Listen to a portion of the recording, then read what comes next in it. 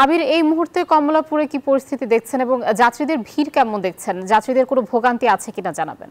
ধন্যবাদ। আমি বর্তমানে দাঁড়িয়ে আছি হলো কমলাপুর রেল স্টেশনে। আপনি জানেন যে সরকারি যে 10 দিন ছুটি ছিল সেটা কিন্তু আজকেই শেষ হয়ে যাবে এবং এর কারণে কিন্তু মানুষের কিন্তু ভিড় অনেকাংশেই বেড়ে গিয়েছে। আপনি দেখতে পাচ্ছেন যে ঢাকার বিভিন্ন প্রান্ত থেকে কিন্তু কমলাপুর স্টেশনে মানুষ ফিরতে শুরু করেছে এবং তাদের সাথে কথা বলে যেটা আমরা জানতে পেরেছি টানা 10 দিন ছুটি কেটে তাদের কিন্তু এক ধরনের পরিবারের সাথে ঈদের আনন্দ ভাগাভাগি শেষে কিন্তু তাদের যে প্রসাদ সেটা কিন্তু আমরা দেখতে পাচ্ছি এবং যারা রেল কর্তৃপক্ষ রয়েছে তাদের সাথে কথা বলে যেটা আমরা জানতে পেরেছি সকাল থেকে সন্ধ্যা পর্যন্ত বিভিন্ন যে রকমের ট্রেন রয়েছে টোটাল 56টি ট্রেন কিন্তু এখান থেকে ছেড়ে যাবে এবং যদি আমি ট্রেন ছেড়ে যাওয়ার কথা বলি তেমন কোনো সময় কিন্তু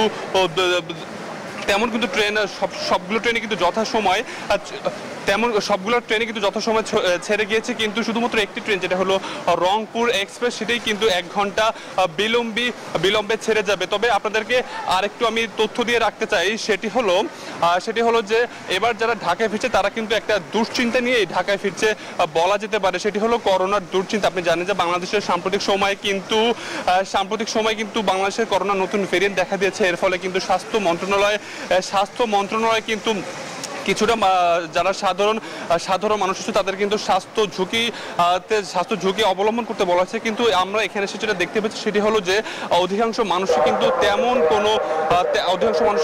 কোনো স্বাস্থ্য বিধি কিন্তু মেনে চলছে না, কেউ তেমন মাস্ক পরছে না। কিন্তু আমরা যদি বলে রাখি যে জানুয়ারি থেকে জুন পর্যন্ত কিন্তু প্রায় 158 জন মানুষ করোনায় আক্রান্ত হয়েছে এবং তাদেরকে বলেছে এ বিষয়ে তেমন কোনো কিন্তু আতঙ্কিত হওয়ার কিছু নেই, তবে স্বাস্থ্য ঝুঁকি মেনে চললে ভালো হতে পারে।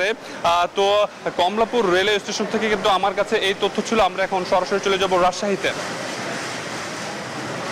বান্ডেল থাকলে প্রতি সেনমানিতে টাকা বাঁচবে। বিকাশ সেনমানি বান্ডেল কিনে জিতুন প্রতি লেনদেনে।